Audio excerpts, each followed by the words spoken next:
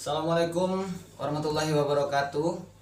Perkenalkan, nama saya Ilham Reski, NIM 1908-60227.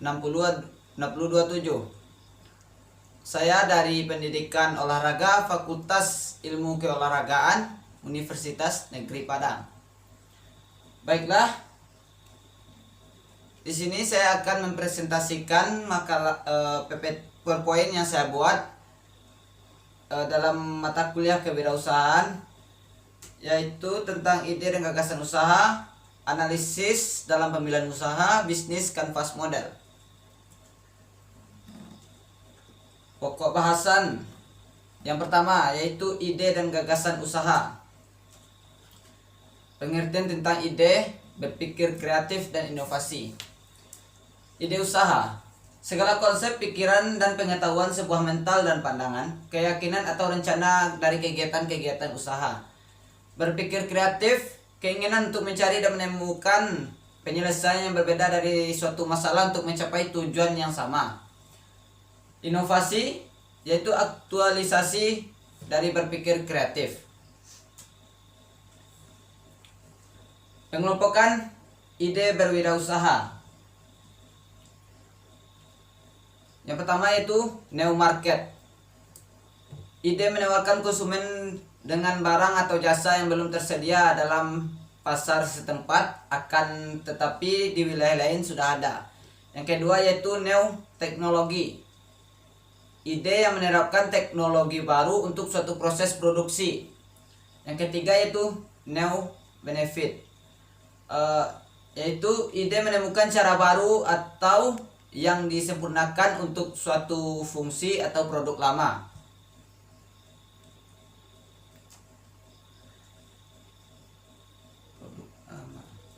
Tipe-tipe memulai usaha. Yang pertama, new market, duplikasi atas ide yang telah ada di tempat lain. Yang kedua yaitu new teknologi, menciptakan barang, jasa, atau proses yang benar-benar baru. Yang ketiga, new benefit, yaitu memodifikasi sesuatu agar lebih bernilai atau memperbaiki suatu yang sudah ada. Sumber ide. Yang pertama yaitu long niche care. Poin pertama, pengalaman pribadi, hobi, temukan kebetulan. Yang empat yaitu penelitian. Yang kedua, Soesarssono, yaitu informasi dari orang lain, membaca, melihat, mendengar. Yang kedua, ilmu pengetahuan, pendidikan, pelatihan. Yang ketiga, adanya tuntutan, permintaan, kebutuhan. Teknik mendapatkan ide by Douglas. Yang pertama, tips berpikir kreatif. Yang pertama, memelihara daya pikir agar selalu aktif dan siaga.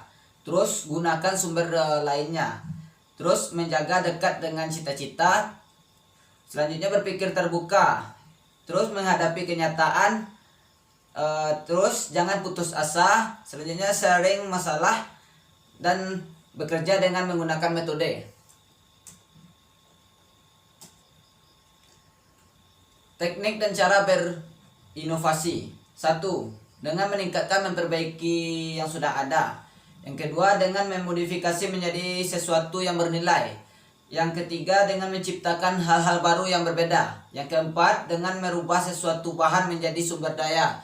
Yang kelima, dengan menggabungkan sumber daya itu menjadi satu konfigurasi baru dan lebih produktif. Poin yang kedua yaitu mengenali peluang dan memilih jenis usaha. Mengenali peluang dan memilih jenis usaha. Mengenali hingga memilih peluang yang tepat, kekuatan, kelemahan, peluang, ancaman. B. Mengenali kebutuhan dasar. C. Mengembangkan produk yang telah ada di pasaran. D. Memadukan bisnis-bisnis yang ada. E. Mengenali kecenderungan yang terjadi. F. Mewaspadai segala kemungkinan yang awalnya terlihat sepele, yang ternyata setelah ditekuni dapat menjadi bisnis yang luar biasa. G. Menggunakan asumsi yang baru. Beberapa langkah untuk mengenali dan memilih peluang bisnis yang tepat seluruhnya. 1. Tentukan tujuan besar yang hendak dicapai. Kedua, buat daftar ide usaha. Ketiga, nilai kemampuan pribadi. 4. Pilih kriteria. 5. Membandingkan dan dapatkan saran dari pengusaha, konsultan, atau mentor. Terus nilai keadaan bisnis saat ini dan masa mendatang melalui riset. Dan tetapkan pilihan. Cara menggali peluang usaha. 1. Memanfaatkan internet dan media elektronik lainnya. Terus baca buku dan referensi bisnis. Terus ikuti kegiatan seminar usaha.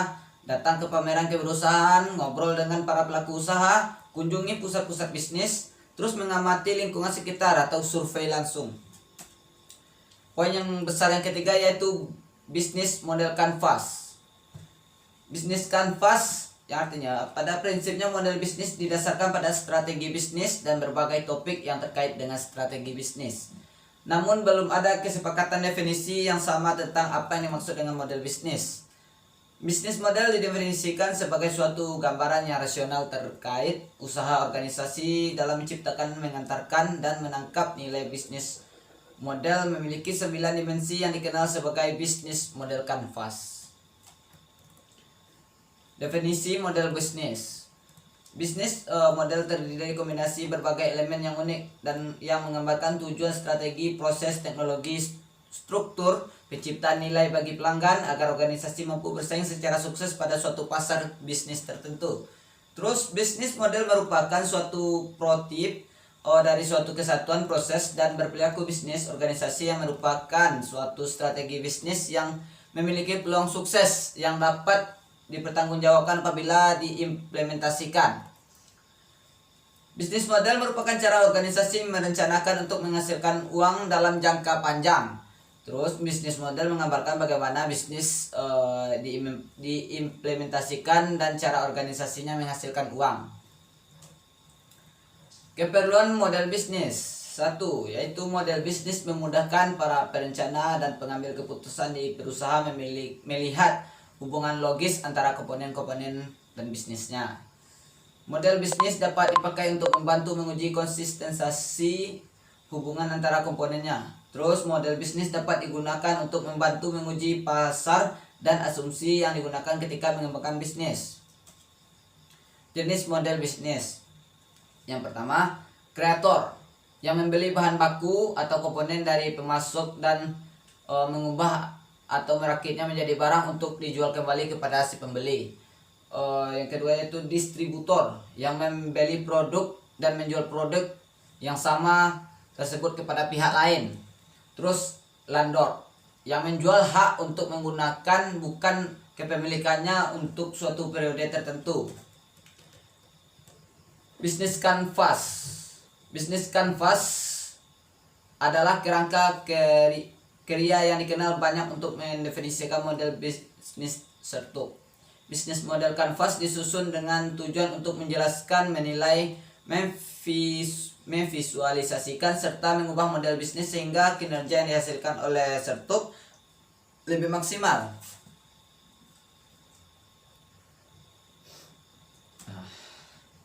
Elemen bisnis model kanvas. Yang pertama, customer segments merupakan kelompok orang atau organisasi yang berbeda-beda yang ditargetkan untuk dilavani oleh suatu perusahaan karena dianggap menguntungkan perusahaan. Terus ada customer relationship, merupakan bisnis relasi yang ditentukan perusahaan dengan segmen pelanggan yang spesifik. Terus ketiga yaitu cost structure, merupakan semua biaya yang muncul untuk mengoperasikan bisnis. Elemen terakhir yang tak kalah pentingnya dengan ke-8 elemen lainnya adalah struktur pembiayaan bisnis. Baiklah, hanya itu yang dapat saya presentasikan dalam PowerPoint saya yang telah saya buat. Kalau ada kesalahan dan kekurangan saya mohon maaf. Saya akhiri. Assalamualaikum warahmatullahi wabarakatuh.